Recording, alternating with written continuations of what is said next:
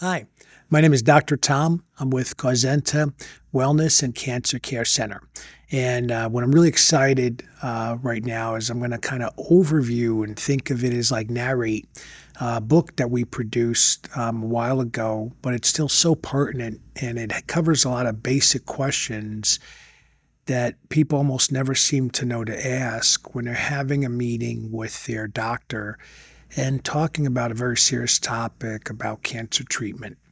So the title of the book, if my guys will probably showcase it, is 10 Questions to Ask the Doctor If You or Someone You Love is Diagnosed with Cancer. And when I wrote this book, at the time I wrote it, I noticed that a lot of people were coming in and just asking the wrong questions. They're asking questions like, oh, what's your success rate and what's the statistics and blah, blah, blah. And I'm like, okay, well, first, I want to ask you something. How many people do you know exactly like you or your loved one with cancer? What hopefully they say is no one, because like how many husbands or how many wives you have that are exactly the same? There's just one person, hopefully. And what it makes them realize is they're not a number. They're an individual human being. And sometimes when people read all this stuff on the internet, they forget basic things like if everyone's different, data from one person does not guarantee an outcome with another person. I mean, as straightforward and simple as it is, it seems to be ignored. And so, what I thought would help a lot of people is we created this book that you could just download. You don't have to pay any money for the book. You just put in your name and email, and you basically get to download it.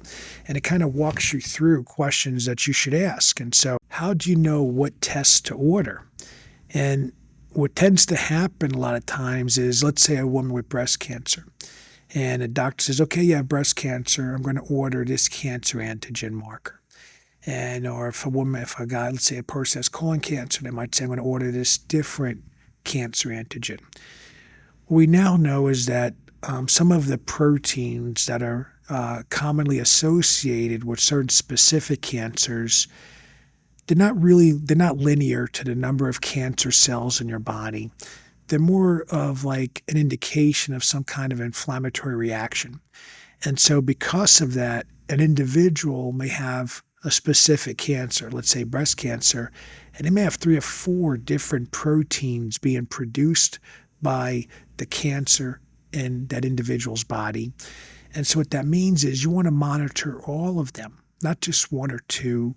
Everything that's out of range should be monitored. And the reason is later on, when you see all these proteins go down, let's say they're normal, you want to have confidence that you won the war.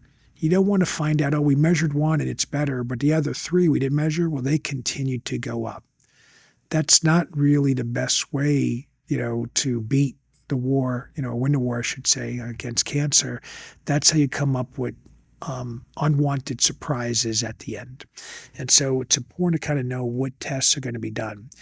In our center, we look at things like micronutrient status of the immune cells. Why? Well, because those are the cells that fight cancer. And if they don't have what they need, then they're not going to do their best job. And this is stuff that every doctor learns in about, junior high school biology. You learn basic things like every cell in the body needs things like oxygen, water, vitamins, minerals, essential amino acids, essential fatty acids. And even though every cell needs these basic molecules of life, somehow, when you get to be a medical professional, it gets forgotten. And now all everybody's doing is drugs, and they're forgetting the basic stuff. It's the equivalent of like, imagine a mechanic that works on, gas-powered cars and doesn't know that the car needs gas. Like that doesn't build confidence that this is the right person, to fix my car. But that's kind of where medicine is right now, is a lot of basic building blocks are just ignored. And I've literally heard doctors say, well, everyone has every nutrient in their cells or they wouldn't be alive. I'm like, that's not really accurate at all. It doesn't fit all the research that's been done by very bright people that shows a lot of different diseases, cancer being one of them, the basis for the disease is that there are certain nutrients that are missing, and that leads to some of the DNA damage that leads to cancer. There's a whole bunch of other tests that we do, but my point is just I wanted to kind of give you a little bit of exposure. Like, there are different areas that could be investigated. One might be what chemicals or organisms are in your body that could be causing the cancer. That's completely ignored. I went to a medical workshop.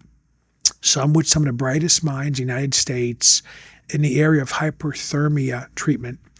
And while I'm there, I'm meeting really bright people from very large institutions. These institutions are considered centers of excellence.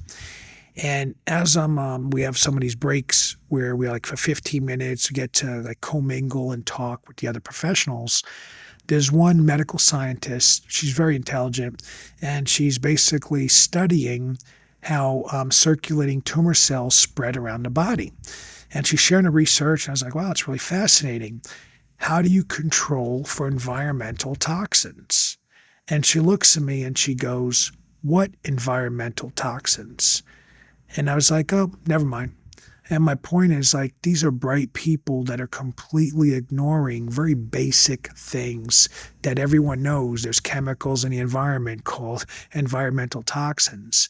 But what I'm starting to see is that doctors are becoming so over specialized that they don't know basic things. And this is something I think is going to come back and hurt a lot of professionals because they're going to miss basic details that could really be saving lives. So I hope like this sort of walking you through this ebook and explaining like what was going on in my crazy head as I put this stuff together makes sense. And I hope you're able to get some information out of this that could help you beat cancer. If you need any help, please hit us up on the forum and let us do everything we can to help you. Thanks.